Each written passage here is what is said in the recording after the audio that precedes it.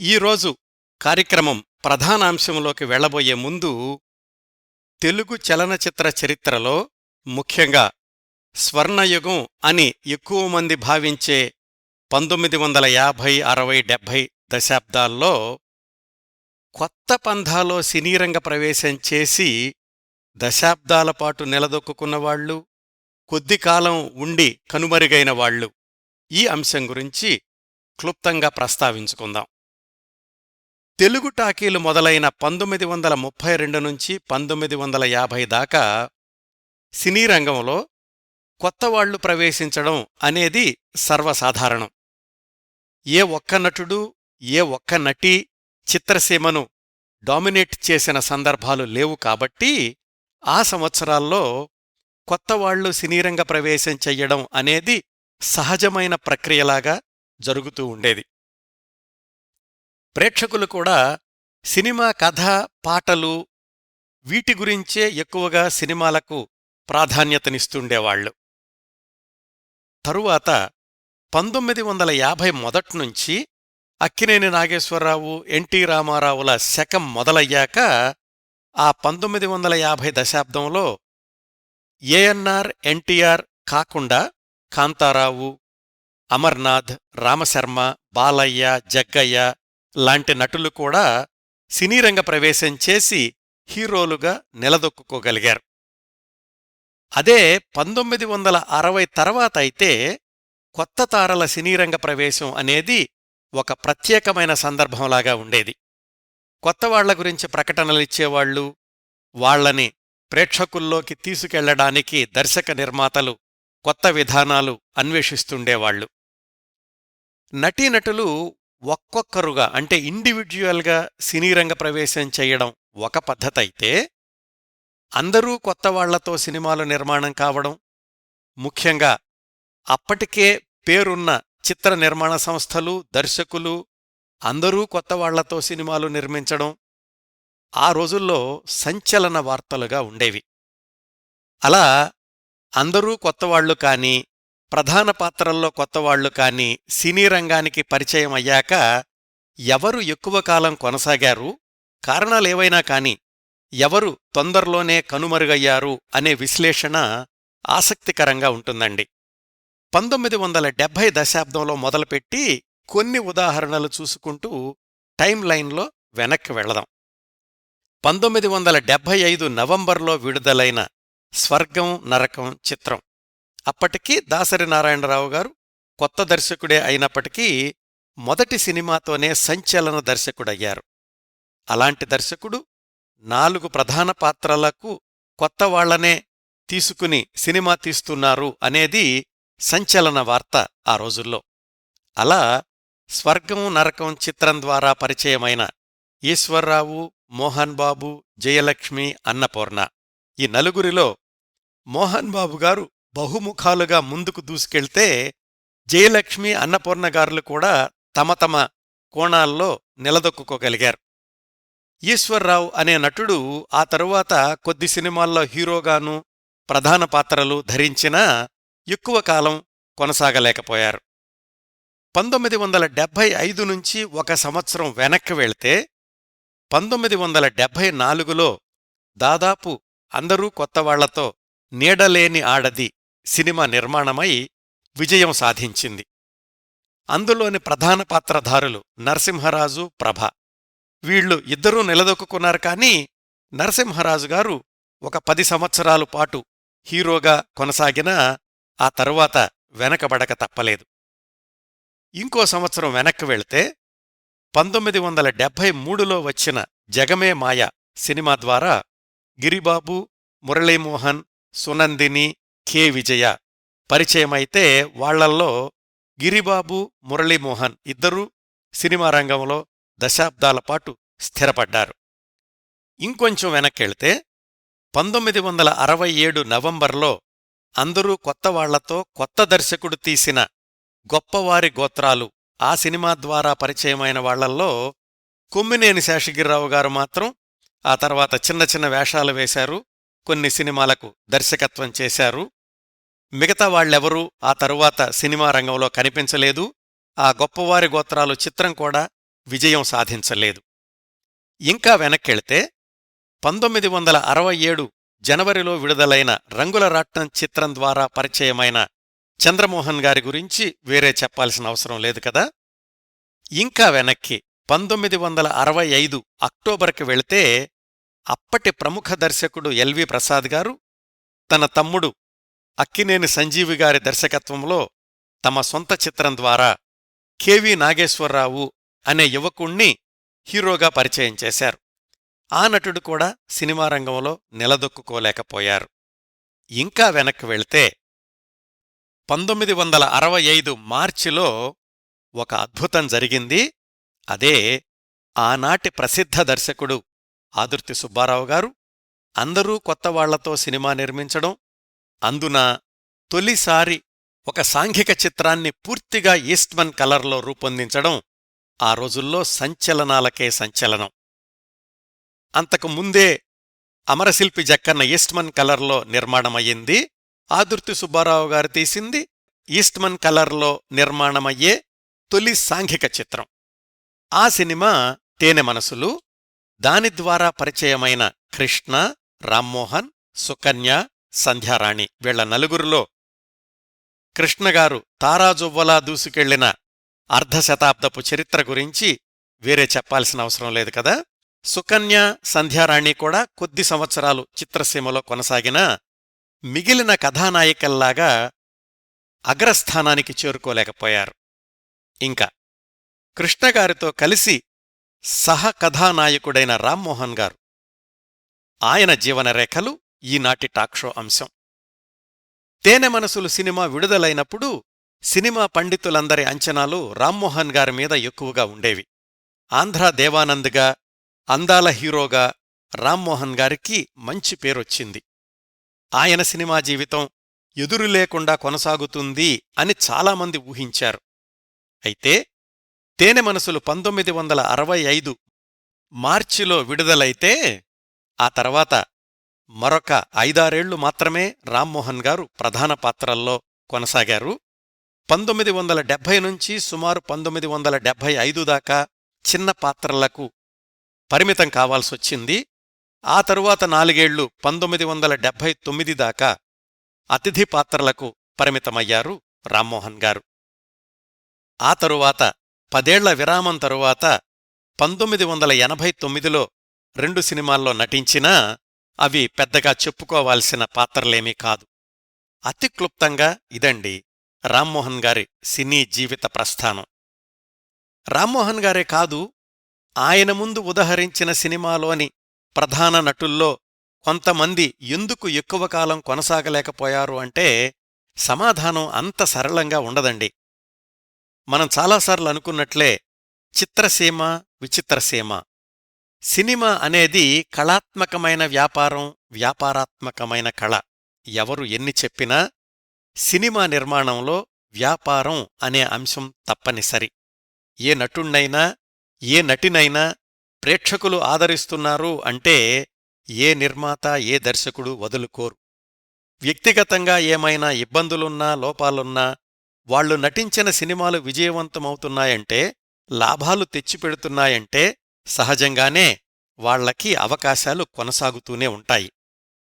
నటీనటుల్లో అందం, ప్రతిభ, క్రమశిక్షణ, మంచితనం అన్నీ ఉన్నప్పటికీ సరైన పాత్రలు లభించకపోవడం, కారణాలేవైనా గానిండి వాళ్లు నటించిన సినిమాలు విజయవంతం కాకపోవడం, ఇవి ప్రధాన కారణాలుగా కనిపిస్తాయి వాళ్లు ఎక్కువ కాలం కొనసాగలేకపోవడానికి. దాన్నే టైమింగని, అన్నీ కలిసి రావడమని కూడా అంటూ ఉంటారు. సినీతారల ఉత్థాన పతనాలకు అన్ని రంగాల్లో లాగానే సినీ రంగంలోని రాజకీయాలు కూడా ఒక కారణం అన్న వాదన కూడా ఉంది. ఈ కోణంలో ఆరోపణలు, ప్రత్యారోపణలు వినడం తప్ప బయటనుంచి విశ్లేషించడానికి, సాధికారికంగా చెప్పడానికి రుజువులు ఎక్కడా రికార్డై ఉండవు. ఇంత సంక్లిష్టమైన సినిమా ప్రపంచంలో ఒకప్పుడు ఒక వెలుగు వెలిగి సినిమా రంగానికి దూరమైన తరాలు గుర్తొచ్చినప్పుడు ఒక సానుభూతి పవనం, ఒక చిన్న నిట్టూర్పు, ఇవే ప్రతిస్పందనలవుతాయి. ఈ ఉపోద్ఘాతం, ఈ నేపథ్యంలో ఆంధ్రా దేవానంద్గా తొలి సినిమాతోనే విశేషమైన ప్రేక్షకాదరణ పొందిన తేనె మనసులు రామ్మోహన్ గారి జీవన రేఖల్లోకి వెళదాం. ఆయన నటించిన మొత్తం చిత్రాల సంఖ్య 50కి అటు ఇటు ఉంటుంది. వాటిల్లో 10-15 చిత్రాలు ప్రధాన పాత్రలు ధరించినవి, మరొక 10-15 చిన్న చిన్న పాత్రలు ధరించినవి, మిగతావి అతిథి పాత్రల్లో నటించినవి. వివరాలు కొద్ది నిమిషాల్లో చెప్తాను. ఈ కార్యక్రమ రూపకల్పన కోసం నేను సంప్రదించిన వనరుల జాబితా చెప్తాను ముందు. రామ్మోహన్ గారు సినిమా రంగానికి దూరమవడం గురించి అనేక వార్తలు ప్రచారంలో ఉన్నాయి. ఆ వార్తల్లో ఎంత నిజం ఉంది, ఎన్ని పుకార్లున్నాయి తెలుసుకోవాలంటే రామ్మోహన్ గారికి సన్నిహితులైన వారితోనైనా మాట్లాడాలి, లేదా వారి కుటుంబ సభ్యులతోనైనా మాట్లాడాలి. అలాంటి సమాచారం కోసం గత కొద్ది సంవత్సరాలుగా వెతుకుతున్నాను. 1965 నుంచి 1979 దాకా సినీ పరిశ్రమలో ఉండి ఆ తర్వాత 10 ఏళ్లు అజ్ఞాతవాసానికి పరిమితమై 1989లో తన 50 సంవత్సరాల వయసులో కన్నుమూసిన రామ్మోహన్ గారి గురించి సినీ పరిశ్రమలో నాకు పరిచయమున్న వాళ్లందర్నీ, సినీ జర్నలిస్టుల్ని చాలామందిని సంప్రదించాను. ఎవరి వద్ద రామ్మోహన్ గారి గురించిన ఫస్ట్ హ్యాండ్ ఇన్ఫర్మేషన్ దొరకలేదు.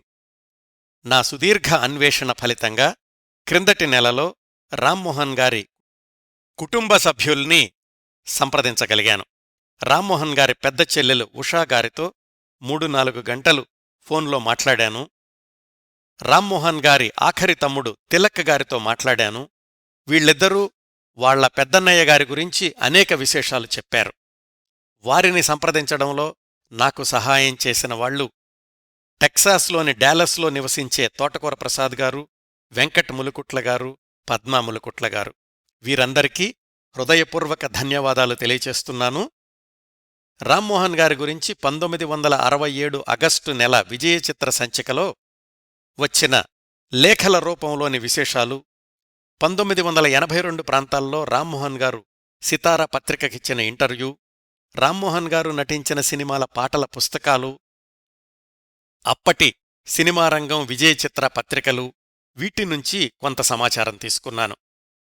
నా వద్ద లేని మరికొంత సమాచారాన్ని జర్నలిస్టు మిత్రులు వినాయకరావు గారిచ్చారు. అలాగే తేనె మనసులు వెండితెర నవల పులగం చిన్నారాయణ గారిచ్చారు. వీరిక్కూడా హృదయపూర్వక కృతజ్ఞతలు తెలియచేస్తున్నాను. ఇన్ని వనరుల నుంచి సేకరించిన సమాచారాన్ని ఒక క్రమపద్ధతిలో అమర్చి మనదైన కథనంతో ఈ కార్యక్రమాన్ని మీ ముందుకు తీసుకొస్తున్నాను. ఇప్పుడు రామ్మోహన్ గారి జీవిత విశేషాల్లోకి వెళదాం. రామ్మోహన్ గారి స్వస్థలం గిద్దలూరు. ప్రస్తుతం మార్కాపురం జిల్లాలో ఉన్న ఈ ఊరు మనం మాట్లాడుకునే సమయానికి కర్నూలు జిల్లాలో ఉండేది. ఆయన పుట్టిన తేదీ 1939 ఫిబ్రవరి 19. నాన్నగారి పేరు వారణాసి రామశాస్త్రిగారు, అమ్మగారు సుబ్బమ్మగారు. రామశాస్త్రిగారు టీచర్గా పనిచేస్తుండేవాళ్లు, కానీ కమ్యూనిజం పట్ల ఆకర్షితులయ్యారు. భారతదేశంలో కమ్యూనిజం విస్తరించడం మొదలైన తొలి రోజుల్నుంచి కూడా రామశాస్త్రిగారు ఆ పార్టీ కార్యకలాపాల్లో చురుగ్గా పాల్గొంటూ ఉండేవాళ్లు. గిద్దలూరులో మొట్టమొదటిసారి కమ్యూనిస్టు పార్టీ ఆఫీసు ప్రారంభించింది కూడా ఆయనే. ఆ రోజుల్లోని కమ్యూనిస్టు నాయకులైన చండ్ర పుల్లారెడ్డి, పుచ్చలపల్లి సుందరయ్య మొదలైన వాళ్లతో సన్నిహిత పరిచయాలుండేవి ఆయనకు. ఆయన ఉద్యోగం ద్వారా వచ్చే ఆదాయం, స్థిరాస్తి చాలా వరకు పార్టీ కోసమే వెచ్చిస్తుండేవాళ్లు. ఆయనకు 12 మంది సంతానం. వారిలో 4 చాలా చిన్న వయసులోనే చనిపోగా 8 మంది పెరిగి పెద్దవాళ్లయ్యారు. పెద్దమ్మాయి పేరు శాంత, రెండో సంతానం అంటే పెద్దబ్బాయి ఈరోజు మనం మాట్లాడుకుంటున్న రామ్మోహన్. ఆయన పూర్తి పేరు వారణాసి రాజా రామ్మోహన్ రాయ్. రామశాస్త్రిగారిలోని దేశభక్తి ఆయన మగపిల్లలందరికీ దేశభక్తుల పేర్లు పెట్టడానికి కారణమయ్యింది. రామ్మోహన్ గారి తరువాతి అబ్బాయి చంద్రశేఖర ఆజాద్ గారిని వాళ్ల పెదనాన్నగారు దత్తతకు తీసుకున్నారు. ఆ తరువాత అబ్బాయి విజయచంద్ర జోషి, ఆ తరువాత అమ్మాయి ఉషాగారు. వారే మన కార్యక్రమానికి సాధికారిక సమాచారాన్ని అందించారు. ఉషాగారి తరువాత అమ్మాయి విజయగౌరి, ఆ తరువాత అబ్బాయి బాలగంగాధర తిలక్, ఆఖరమ్మాయి మల్లిక. అంటే దత్తత వెళ్లిన తమ్ముణ్ణి మినహాయిస్తే రామ్మోహన్ గారికి ఒక అక్కయ్య, 2 తమ్ముళ్ళు, 3 చెల్లెళ్ళు. చిన్నప్పట్నుంచి చదువులో చాలా చురుగ్గా ఉండేవాళ్లు. చాలామందికి తెలియని విషయం, రామ్మోహన్ గారికి తెలుగు, ఇంగ్లీషు సాహిత్యాల పట్ల విపరీతమైన ఆసక్తి ఉండేది. ఆ పుస్తక పఠనం అనేది హైస్కూలు రోజుల్నుంచే అలవాటయ్యింది. సినిమాల్లోకి వెళ్ళాక కూడా ఖాళీ దొరికితే తెలుగు, ఇంగ్లీషు నవలలు ఎక్కువగా చదువుతుండేవాళ్లు. డైరీలు రాశారు, కవితలు కూడా రాసేవాళ్లు. ఇంజనీరింగు చదవాలని ఉండేది కానీ కుటుంబ ఆర్థిక పరిస్థితుల దృష్ట్యా బీకాంకి పరిమితం కాక తప్పలేదు. నంద్యాలలో బీకాం పూర్తి చేశారు, సుమారుగా 1960 ప్రాంతాల్లో. బీకాం చదివేటప్పుడే టైపు, షార్ట్ హ్యాండ్ కూడా నేర్చుకున్నారు. నాన్నగారు మోస్తున్న కుటుంబ భారం దృష్ట్యా వెంటనే ఉద్యోగం వెతుక్కోవాల్సిన పరిస్థితి. హైదరాబాద్ హెచ్ఏఎల్లో, అప్పటికి దాని పేరు హిందూస్థాన్ ఎయిర్ క్రాఫ్ట్స్, అక్కడ టైపిస్టుగా రామ్మోహన్ గారి వృత్తి జీవితం మొదలయ్యింది. ఆ తరువాత అంతర్గతంగా నిర్వహించే పరీక్షలు పాసై శిక్షణ తీసుకుని మెకానిక్గా వృత్తిజీవిత పంథాన్ని మార్చుకున్నారు. 1962 చివర్లో వాళ్ల నాన్నగారికి ఆరోగ్యం దెబ్బతిని ఉద్యోగం మానేయాల్సొచ్చింది. కుటుంబం అంతా రామ్మోహన్ గారి దగ్గరకు హైదరాబాదు చేరుకున్నారు. బేగంపేటలో అద్దెకుండేవాళ్లు ఆ రోజుల్లో. అప్పటికి రామ్మోహన్ గారి వయసు 23, 24 సంవత్సరాలు. హైదరాబాదు వచ్చిన కొద్ది నెలలకే 1963 మార్చిలో రామ్మోహన్ గారి నాన్నగారు రామశాస్త్రిగారు కన్నుమూశారు. అప్పట్నుంచి కుటుంబ పోషణ బాధ్యత అంతా రామ్మోహన్ గారే తీసుకున్నారు. ఆయనకొచ్చే కొద్ది జీతంలోనే అమ్మగారు జాగ్రత్తగా సర్దుకొస్తుండేవాళ్లు. నాటకాలు, కళలు వీటి పట్ల ఎప్పుడూ ఆకర్షితులు కాలేదు. చిన్నప్పుడెప్పుడో హైస్కూల్లో ఉండగా ప్రగతి అనే నాటకంలో ఆడపిల్ల వేషం వేశారు కానీ ఆ నాటకం గురించి కూడా ఎప్పుడో మర్చిపోయారు. అతి సాధారణ మధ్యతరగతి కుటుంబ జీవితం కొనసాగుతూ ఉండగా సినిమాల్లో నటించే అవకాశం ఆయనకు పళ్ళెంలో పెట్టి అందించినట్లుగా వచ్చిందనుకోవచ్చు. ఏమైందంటే 1964 ఫిబ్రవరి 23 పత్రికలో ఆదుర్తి సుబ్బారావు గారు అందరూ కొత్తవాళ్లతో తీస్తున్న సినిమాకి నటీనటులు కావాలి అనే ప్రకటన వెలువడింది. ఆ రోజులకు ఆదుర్తి సుబ్బారావు గారంటే వరుస విజయాలతో కొనసాగుతున్న ప్రముఖ దర్శకులు. మంచి మనసులు, చదువుకున్న అమ్మాయిలు, మూగ మనసులు అన్నీ వరుసగా హిట్ సినిమాలే. అంత పేరున్న దర్శకుడు అందరూ కొత్తవాళ్లతో సినిమా నిర్మించడం అంటే పరిశ్రమలో ఒక సంచలన వార్త అయ్యింది. హీరోనో హీరోయినో కొత్తవాళ్లను తీసుకోవడం ఆ రోజులకు సర్వసాధారణ విషయమే కానీ అందరూ కొత్తవాళ్లతో స్వంతంగా సినిమా నిర్మించాలనుకోవడం అత్యంత సాహసం.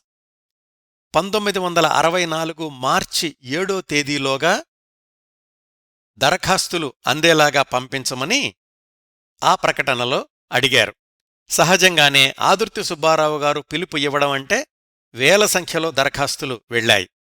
నటన అన్నా, డైలాగ్ డెలివరీ అన్నా అసలు ప్రాథమిక అంశాలు కూడా తెలియని హెచ్ఏఎల్ కంపెనీలో ఒక సాధారణ మెకానిక్ ఆ ప్రకటనకు దరఖాస్తు చెయ్యాలి అనుకోవడం పూర్తిగా యాదృచ్ఛికం అనుకోవాలి.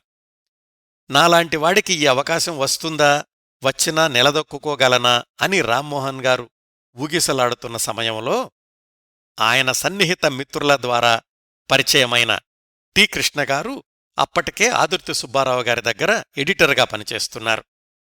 ఆయన, ఆదుర్తి సుబ్బారావు గారి తమ్ముడు హర్నాథ్ గారు కూడా రామ్మోహన్ గారిని ప్రోత్సహించిన మీదట ఆయన తన ఫోటోలతో దరఖాస్తు పంపించారు. వాళ్ళిద్దరూ కూడా ప్రత్యేకంగా రామ్మోహన్ గారి ఫోటోలు ఆదుర్తి గారికి చూపించడంతో స్క్రీన్ టెస్ట్కి పిలుపొచ్చింది. స్క్రీన్ టెస్టులో ఎట్టి పరిస్థితుల్లోనూ సెలెక్ట్ అవను అనుకుంటూనే వెళ్లారు. సహాయ దర్శకుడు కె. విశ్వనాథ్ గారు సంభాషణలు నేర్పించి కెమెరా ముందు నిల్చోబెట్టి చెప్పమన్నారు. ఆయన చెప్పినట్లే చేసి హైదరాబాద్ వచ్చేశారు. కొన్నాళ్లకు సెలెక్టెడ్ అన్న ఉత్తరం చూసి ఆనందం ఒకవైపు, కంగారు, భయం ఇంకొక వైపు. ఏదో చిన్న వేషం ఇస్తార్లే అనుకున్నారు కానీ ప్రధాన పాత్ర అని చెప్పడంతో వచ్చిన అవకాశాన్ని సవాల్గా తీసుకోక తప్పలేదు. 1964 మే నెల మధ్యకు ఇట్లా నటీనటుల ఎంపికంతా పూర్తయింది.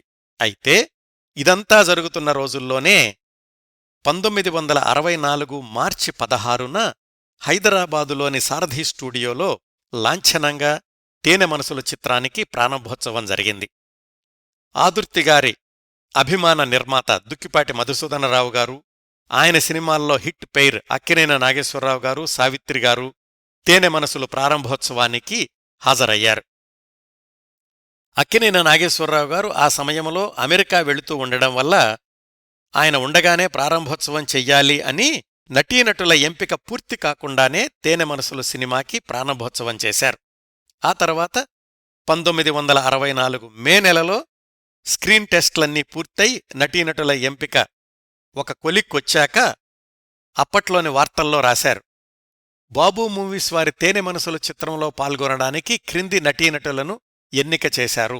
కథానాయకుడు జి. కృష్ణమూర్తి తెనాలి, మరొక హీరో రామ్మోహన్ రావు హైదరాబాదు, కథానాయకురాలు సి. సంధ్యారాణి విజయవాడ, రెండవ హీరోయిన్ సుకన్య రాజమండ్రి, ఇలా మిగతా వాళ్ల పేర్లన్నీ కూడా రాశారు.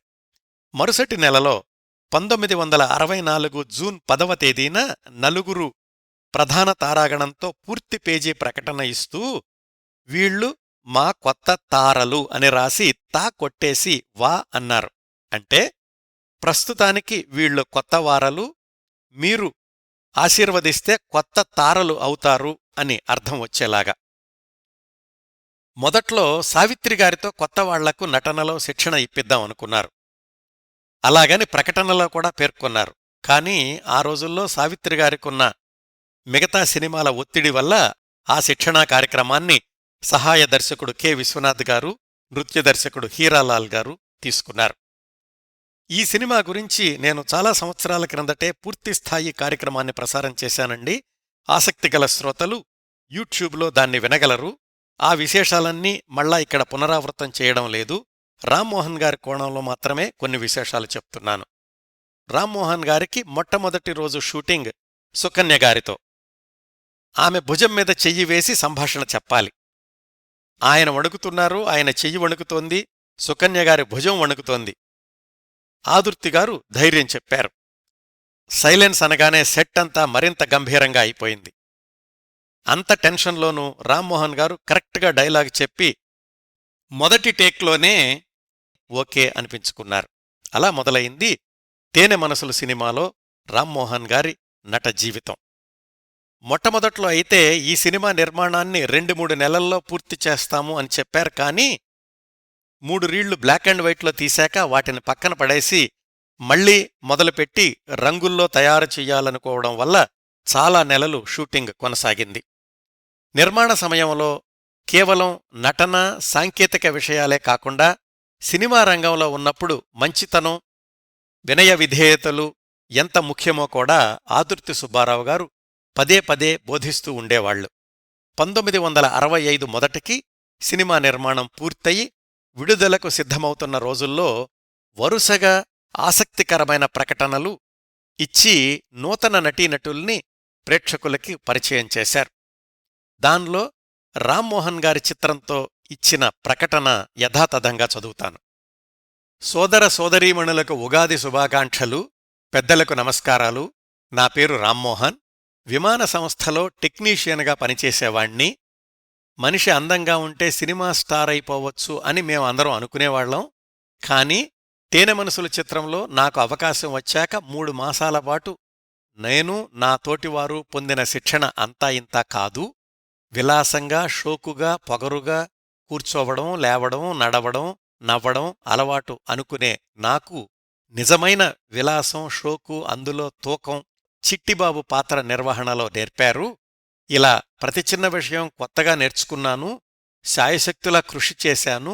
నా కృషి ఫలితం ఎలా ఉంటుందో మీరే చెప్పాలి. అమూల్యమైన మీ అభిప్రాయాలే భవిష్యత్తులో నాకు దారి చూపించే వెలుగుదీపాలు. సహృదయుడు రామ్మోహన్. మార్చి 26, 1965.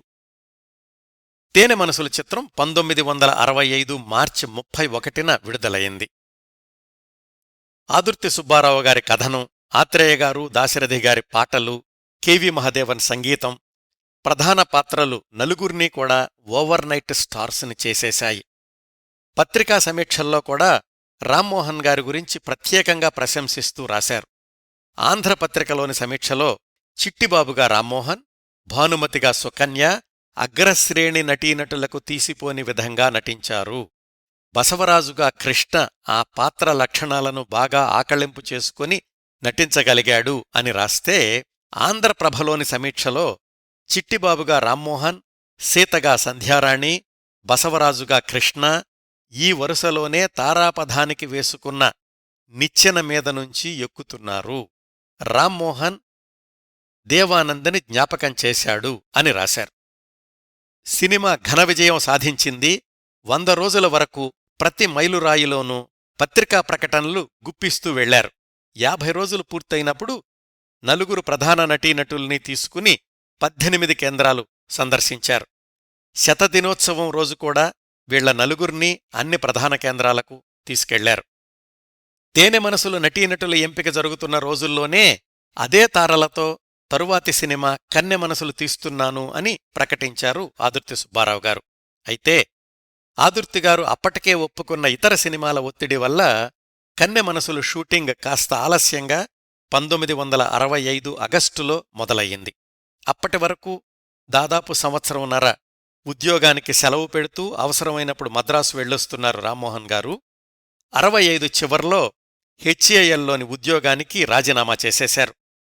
కన్నె మనసులు షూటింగ్ కూడా 9-10 నెలలపాటు కొనసాగింది.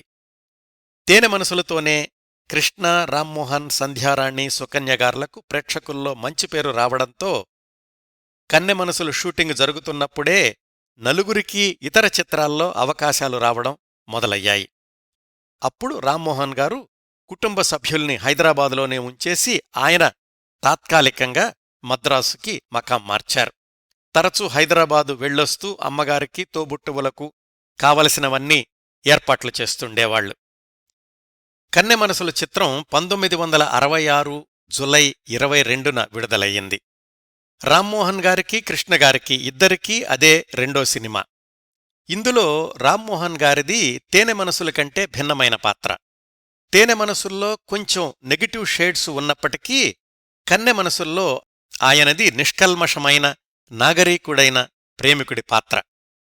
ఇందులో ఆయన ధరించిన ఆధునిక దుస్తులు, నీలగిరి కొండల నేపథ్యంలో చిత్రీకరించిన హిట్ పాటలు ఈ ఉదయం, నా హృదయం, ఓ హృదయం లేని ప్రియురాలా ఇవన్నీ కలిసి రామ్మోహన్ గారికి కొత్త ఇమేజ్ని తెచ్చిపెట్టాయి. అభిమానులు కూడా పెరిగారు. తేనె మనసులంత ఘన విజయం సాధించకపోయినా కన్నె మనసులు కూడా కొత్తవాళ్లను నలుగురినీ ప్రేక్షకులకు మరింత దగ్గర చేసింది. కన్నె మనసులు షూటింగ్ జరుగుతున్న 1966 మధ్యలోనే రామ్మోహన్ గారికి బిఎన్ రెడ్డి గారి రంగుల రాట్నంలో ప్రధాన పాత్ర ధరించే అవకాశం వచ్చింది. అయితే అది కూడా ప్రతికూల ఛాయలున్న పాత్ర. తల్లి తమ్ముణ్ణి నిర్లక్ష్యం చేసే అన్న, తల్లి కన్నీళ్లకి కరగని భార్యా విధేయుడు, తమ్ముడితో ఘర్షణ పడే అన్న. ప్రధాన పాత్ర కాబట్టి హీరో అనొచ్చు, నెగిటివ్ లక్షణాలున్నాయి కాబట్టి విలన్ అనొచ్చు. కొంచెం సందిగ్ధం కలిగించే పాత్ర. రామ్మోహన్ గారి పాత్ర చిత్రీకరణ గురించి గొల్లపూడి మారుతీరావు గారు విశ్లేషిస్తూ కొన్ని మాటలు రాశారు. ఏమనంటే, తొలినాళ్ల సినిమాలు ఆయా నటీనటులకు ప్రాణప్రదం. గొప్ప దర్శకుడి రాణించని పాత్ర సాదాసీదా దర్శకుడి రాణించే పాత్రల్ని కూడా కిందకి లాగుతుంది. రామ్మోహన్ గారి కెరీర్ తొలి రోజుల్లో చెయ్యాల్సిన పాత్ర కాదు రంగుల రాట్నంలోని పాత్ర అని. అభిమానులు కూడా రామ్మోహన్ గారికి ఉత్తరాలు రాశారు. కన్నె మనసుల్లో అంత మంచి పాత్ర పోషించిన మీరు రంగుల రాట్నంలో ఇలాంటి పాత్ర ఎందుకు అంగీకరించారు అని. దానికి ఆయనిచ్చిన సమాధానం, నేనేం పెద్ద నటుణ్ణి, అనుభవమున్నవాణ్ణి కాదు. రంగుల రాట్నంలో బిఎన్ రెడ్డిగారు ఆ పాత్ర నాకిచ్చారు, నేర్పారు, చెయ్యమన్నారు, చేశాను అంతే.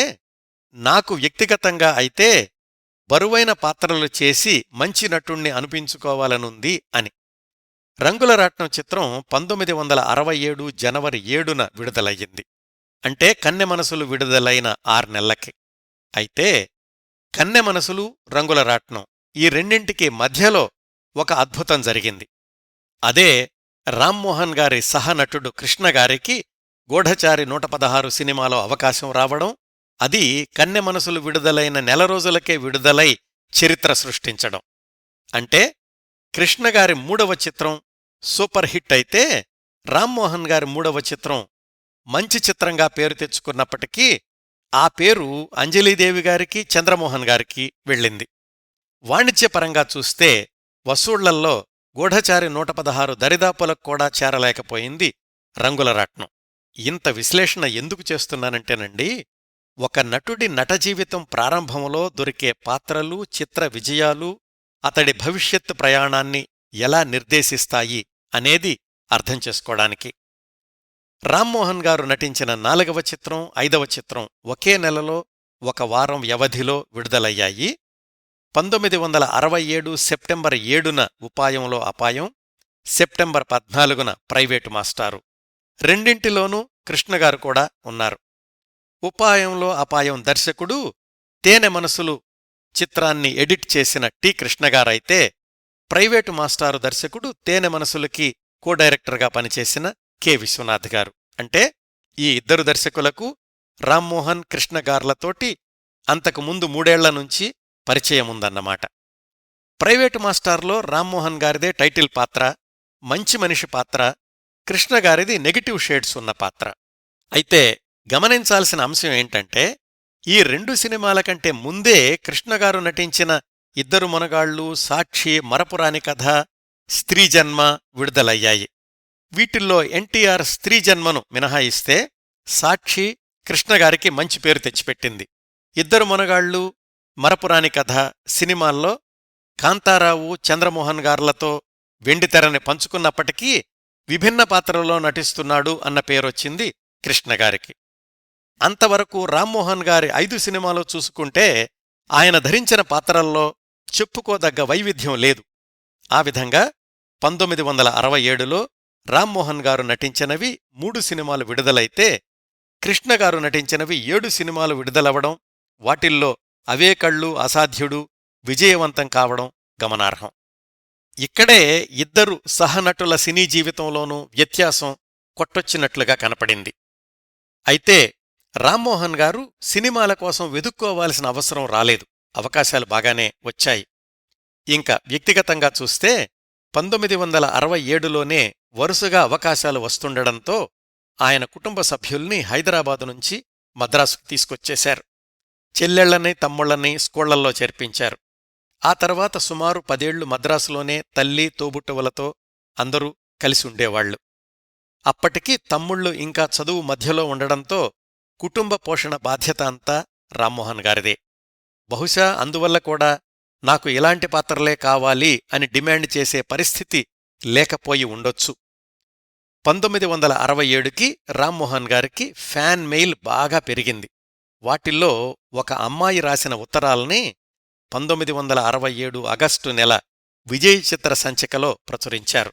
మరి నిజంగా వచ్చిన ఉత్తరాలో లేక పత్రికల వాళ్లు ప్రచారం కోసం చేశారో తెలీదు కానీ రామ్మోహన్ గారు రాసినట్లుగా ప్రత్యుత్తరాలు కూడా ఉన్నాయందులో.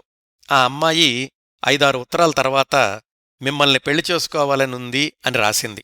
దానికి రామ్మోహన్ గారి సమాధానం, నేను జీవితంలో బాగా స్థిరపడితే కాని వివాహం చేసుకోకూడదని నిర్ణయించుకున్నాను.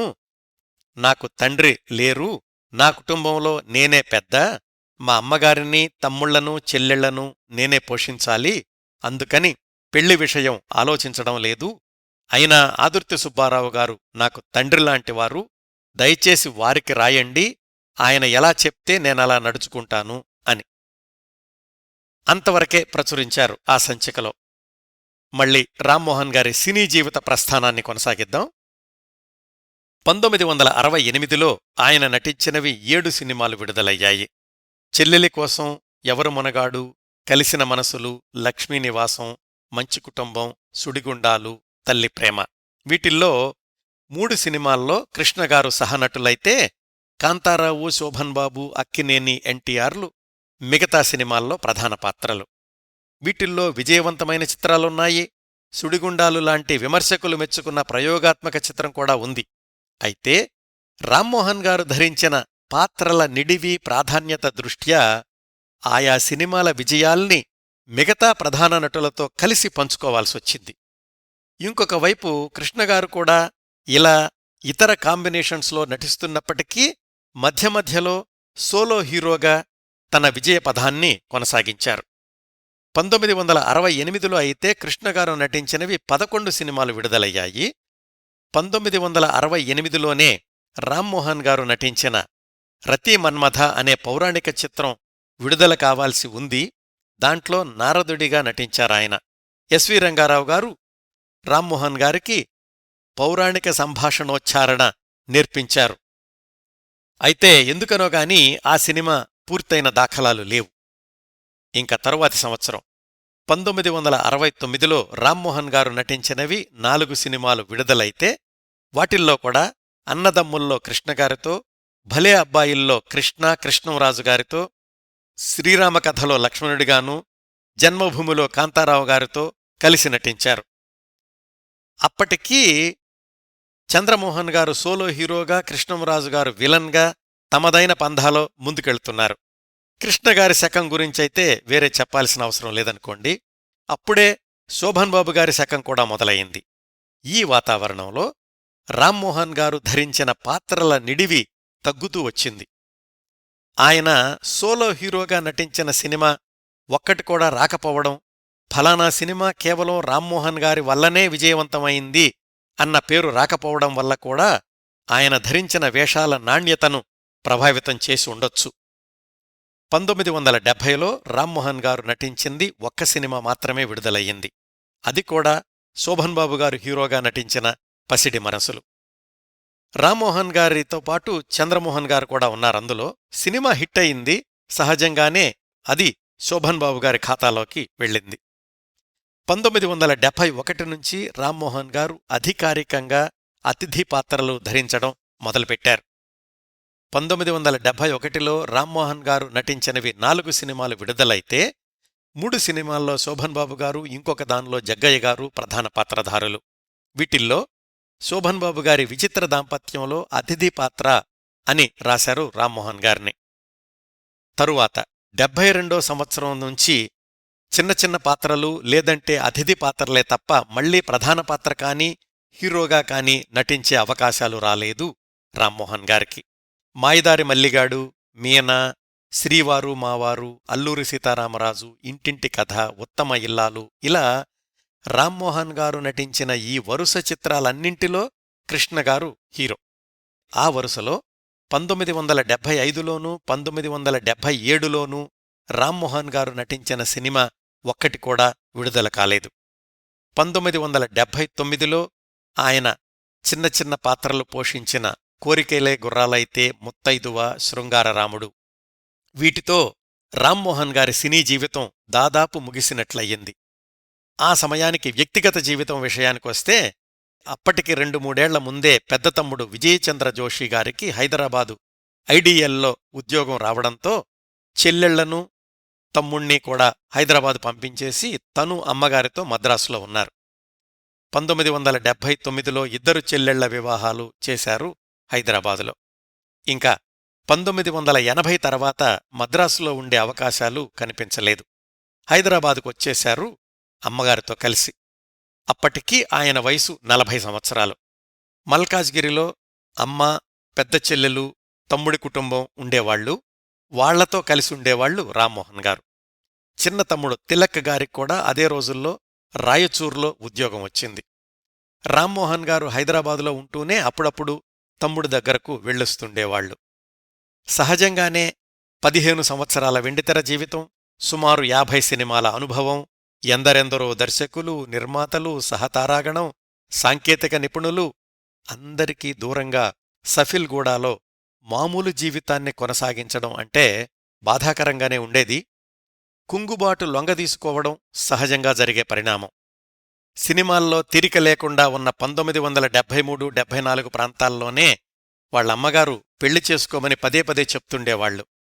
చిన్నవాళ్లు సెటిలవ్వకుండా నేను పెళ్లి చేసుకుని ఇంకొకరిని ఈ కుటుంబంలోకి తీసుకురాలేను అంటుండేవాళ్లు రామ్మోహన్ గారు.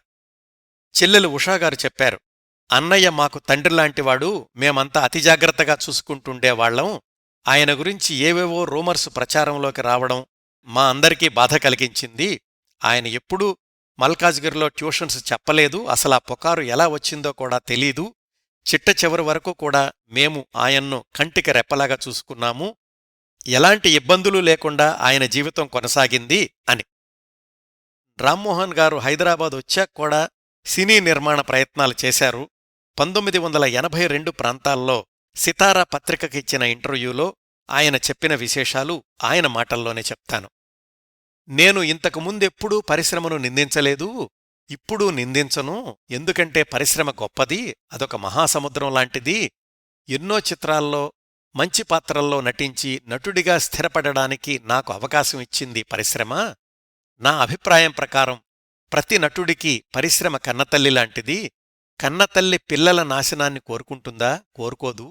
ఇప్పుడు జాగ్రత్తగా ఆలోచించి చెప్తున్నాను, ఆ తప్పంతా నాదే. ఎప్పుడో ఎక్కడో నేనే ఏదో పొరపాటు చేసుంటాను. అందుకే కొంతకాలం పాటు తెరమరుగైపోయాను. బాధ వచ్చినప్పుడు బాధపడకుండా ఉండడం సాధ్యపడుతుందా ఎవరికైనా? నేను మామూలు మనిషినే కదా, అందుకే బాధపడుతున్నాను చాలా రోజులనుంచి. అయితే ఒకందుకు మాత్రం నేను సంతోషిస్తున్నాను. నేను తెరమరుగై చాలా కాలమైనా ఇప్పటికీ ఆంధ్రదేశం నన్ను మర్చిపోలేదు. ప్రేక్షకులు నన్ను అభిమానించడం మానలేదు. నేను కనిపించినప్పుడల్లా వెళ్లిన ప్రతిచోట ఎందరో అభిమానులు నన్ను ఆదరిస్తున్నారు. 18 సంవత్సరాలు మద్రాసులో గడిపాను. ఆనందం దుఃఖం రెండూ సమానంగా అనుభవించాను. ఇప్పుడు నా సొంతూరు హైదరాబాదులో స్థిరపడదలుచుకున్నాను. ఇక్కడ నన్ను అభిమానించేవాళ్లు, నాకు అన్ని రకాల సహాయ సహకారాలు అందించి ఆశీర్వదించే మిత్రులు, పెద్దలు ఉన్నారు. వీళ్లందరి సహకారంతో హైదరాబాదులో ఫ్రెండ్స్ క్రియేషన్ అనే సంస్థను స్థాపించాను. త్వరలోనే ఒక చిత్రాన్ని నిర్మించబోతున్నాను. నా ఆశ నెరవేరాలని నా మిత్రులందరూ ఆకాంక్షిస్తున్నారు.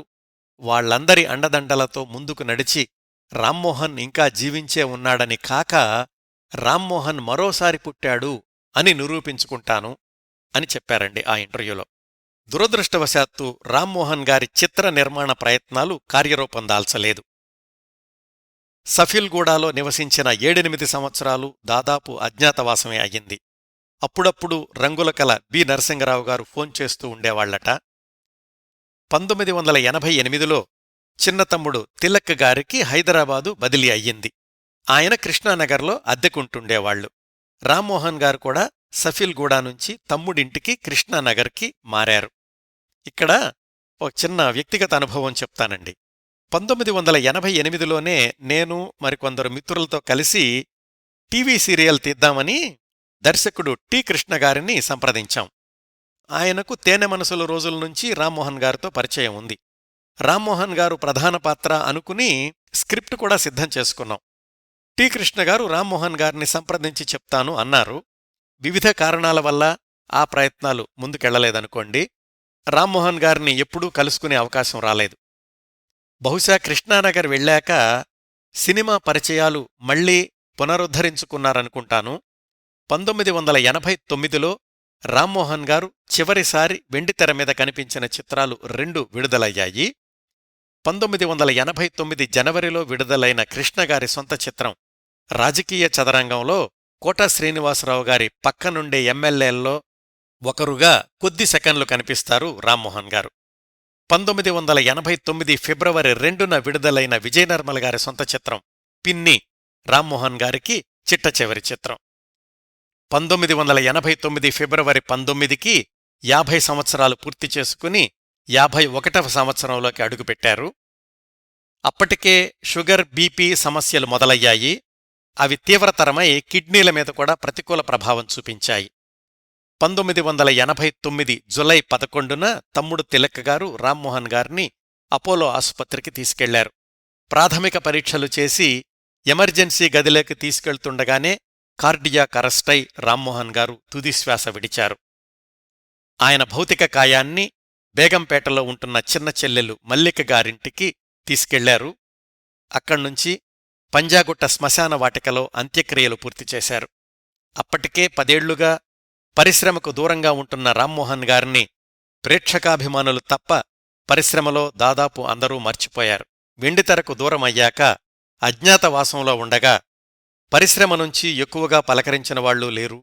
ఆయన పోయాక కూడా పరిశ్రమ ప్రముఖులెవరూ ఆ కుటుంబ సభ్యుల్ని పరామర్శించిన దాఖలాలు లేవు. పత్రికల్లో కూడా ఆయన మరణ వార్త అతి చిన్నగా 2-3 వాక్యాలతో వచ్చిందంతే. ఒక్క సినిమా రంజని అనే పత్రికలో మాత్రం భీశెట్టి అనే పాత్రికేయుడు రామ్మోహన్ గారికి నివాళిగా అర్ధపేజీ రాశారు. అందులోని చివరి వాక్యాలు చదువుతాను. అంచెలంచెలుగా నటనలో పెరుగుతూ ఆంధ్రప్రజల అభిమానాన్ని అపారంగా చూరగొంటూ ఎదుగుతున్న దశలో రాకాసి విధికి కన్నుకుట్టింది, రామ్మోహన్ నటజీవితానికి గ్రహణం పట్టింది, వెలుతురు వెన్నెల కారు కనుమరుగై కాలినడక మిగిలింది, దురదృష్టం వెన్నంటింది.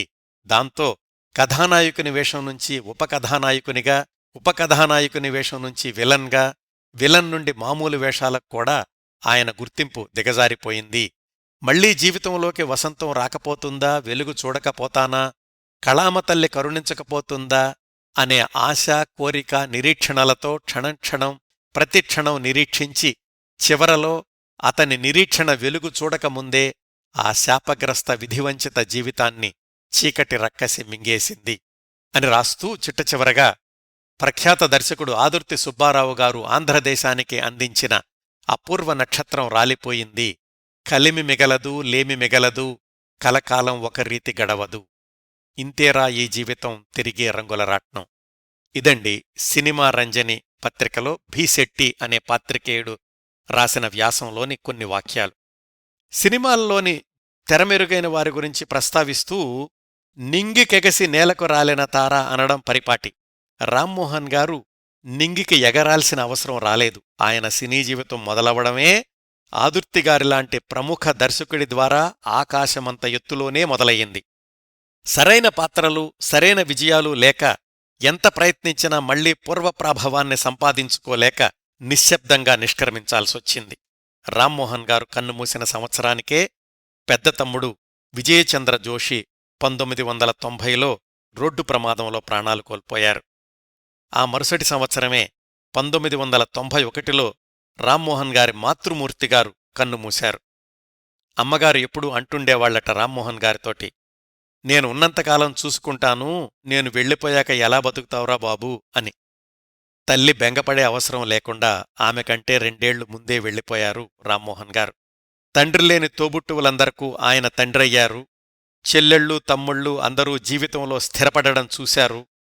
బ్రహ్మాండమైన విజయాలు లేకపోవచ్చు, బ్లాక్ బస్టర్ హిట్స్ ఇచ్చి ఉండకపోవచ్చు, కాని ఆ తరం ప్రేక్షకులకు ఆంధ్రా దేవానంద్గానే మిగిలిపోయారు అందాల హీరో రామ్మోహన్ గారు. ఇవండి తేనె మనసులు రామ్మోహన్ గారి గురించి నేను సేకరించి మీకు అందించగలిగినన్ని విశేషాలు. కార్యక్రమాన్ని ముగించబోయే ముందు రామ్మోహన్ గారి చెల్లెలు ఉషాగారు పంపించిన సందేశం వినిపిస్తాను. ఈ వీడియో చూస్తున్న ప్రేక్షకులకు, వింటున్న శ్రోతలకు అభివాదం. నేను రామ్మోహన్ గారి సిస్టర్. అన్నయ్య గురించి వచ్చిన చాలా వీడియోలు అవాస్తవాలను ప్రచారం చేస్తుండటం చూసి నేను చాలా బాధపడ్డాను. వాటిని ఖండించే ప్రయత్నాలు చాలా చేసినా సఫలం కాలేకపోయాను. అన్నయ్య జ్ఞాపకాలు నాలో ఎప్పటికీ సజీవంగా ఉంటాయి. కానీ అనుకోకుండా కిరణ్ ప్రభ గారు తటస్థపడ్డారు. వారి నిజాయితీ మీద అపారమైన నమ్మకం, గౌరవం కలిగినందున వారి అన్ని సందేహాలను నివృత్తి చేస్తూ అడిగిన ప్రతి ప్రశ్నకు సందేహాలకు తావులేని విధంగా జవాబు ఇచ్చాను. నాలో రగులుతున్న బాధకి ఈయన మూలాన కొంత ఉపశమనం కలిగింది. కిరణ్ ప్రభ గారి వలన మీరు చేస్తున్న ప్రచారాలు తప్పు, అనవసరంగా ఒక వ్యక్తి వ్యక్తిత్వానికి మసి పూయకండి అని అరిచి చెప్పాలన్న తీవ్రమైన ఆవేశం ఉపశమించింది. ఎందుకంటే నా పనిని వారు తమ భుజాల మీద వేసుకుని ముందుకు తీసుకువెళ్తున్నారు. కొంత సంతృప్తి మిగిలింది. ఎందుకంటే నేను చెప్పాలనుకున్నది జనంలోకి తీసుకువెళ్లడానికి కిరణ్ ప్రభ గారు ముందుకు వచ్చినందుకు వారికి నేను సదా కృతజ్ఞురాలిని. ధన్యవాదాలు ఉషాగారు. మీరు అందించిన సమాచారం ఈ కార్యక్రమ సమగ్రతకు ఎంతగానో ఉపయోగపడింది. శ్రోతలారా, ఈ కార్యక్రమాన్ని ఇంతటితో ముగిస్తున్నాను. ఈ కార్యక్రమాలను ఆదరించి అభిమానిస్తున్న శ్రోతలందరకు హృదయపూర్వకంగా కృతజ్ఞతలు తెలియచేస్తున్నాను. మళ్లీ వారం మరొక మంచి కార్యక్రమంతో కలుసుకుందాం. అంతవరకు నవ్వుతూ ఉండండి, మీ నవ్వులు 10 మందికి పంచండి. ప్రస్తుతానికి మీ వద్ద సెలవు తీసుకుంటోంది సదా మీ ఆదరాభిమానాలను కోరుకునే మీ కిరణ్ ప్రభ.